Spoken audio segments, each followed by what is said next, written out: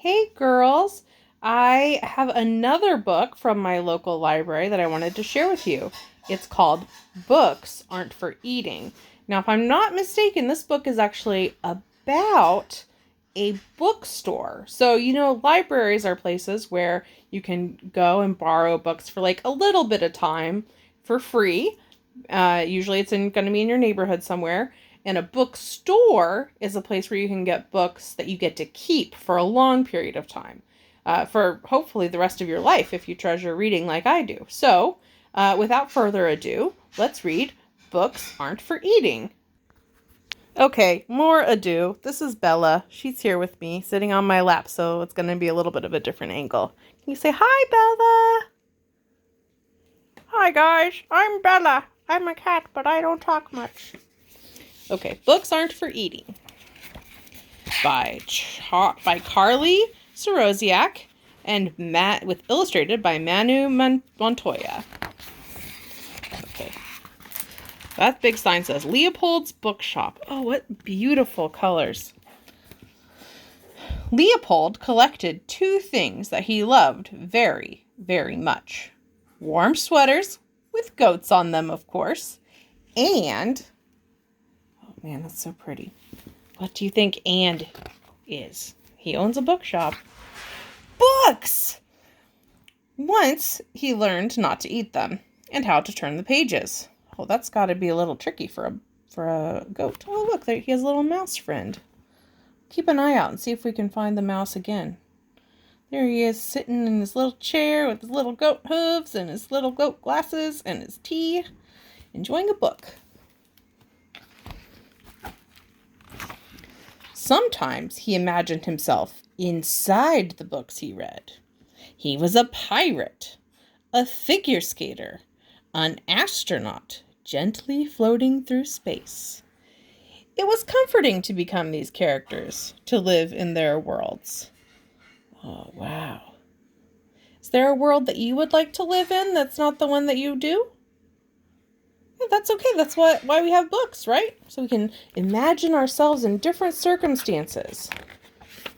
Oh, wow. Look at all those books. But his favorite thing was picking out books for others to read. It gave him such a pleasant feeling, like introducing someone to a friend.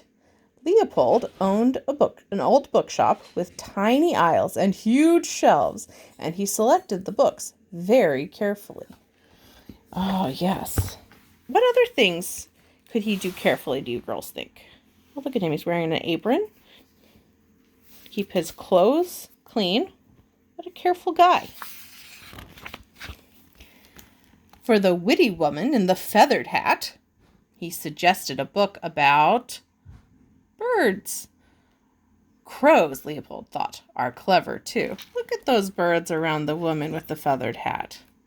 Okay, the next guy's a man with a gray coat who says he likes to laugh. What would you give him?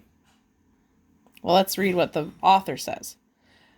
A man in a gray coat said he'd like to laugh with his whole belly. So Leopold found a novel about gnomes, which was very funny indeed. Well, I wouldn't have thought of that, but Leopold knows all the books he's got in his shop. He chose an adventure tale for the girl who in rain boots. She had the spirit of an explorer. Oh, I love explorers, don't you? Oh, look, there's a person in a biplane. It's a biplane because it has two wings. Bi, 1, 2. I'm realizing that didn't actually clarify. Bi is, I believe, from the Greek, meaning two. There we go. That made it a little bit easier to understand, I hope. He recommended books about everything. Hula hoops, faraway places, dogs of the world. Each fit its reader snugly and warmly, like a sweater. This made Leopold happy. Most of his customers were human, but one day Leopold was overjoyed to see another goat walking into the shop. Well, I wonder what's going to happen. May I help you? Leopold asked. I'd like a nice book if you'd be so kind. I have just the thing, said Leopold.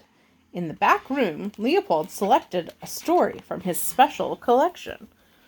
Very good, the customer said. Then he ate the pages. Oh no! No, Leopold cried. Books aren't for eating. Oh dear, said the goat. I am terribly sorry. What are they for then? What are books for? Well, let's see what Leopold says. So Leopold resolved to show him he would find the perfect book for reading, not for eating. He searched far and wide through stack after stack. He even used the tall ladder.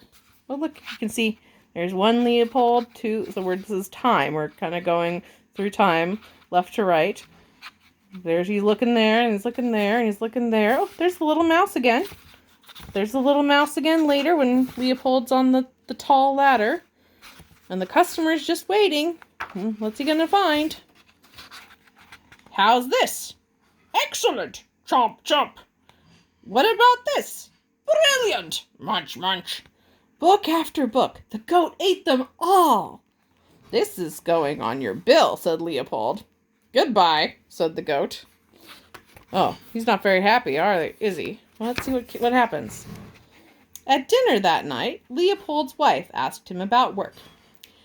I had a tricky customer, Leopold said. He kept eating the books. Well, so did you once. That was a long time ago, Leopold said, but it gave him an idea. So what are they eating, do you think? Green things. Yeah, I gotta have some greens. Yellows are optional, but greens are an important part of a balanced meal. The next morning, when the goat came back, Leopold was ready. This was my favorite book, he said.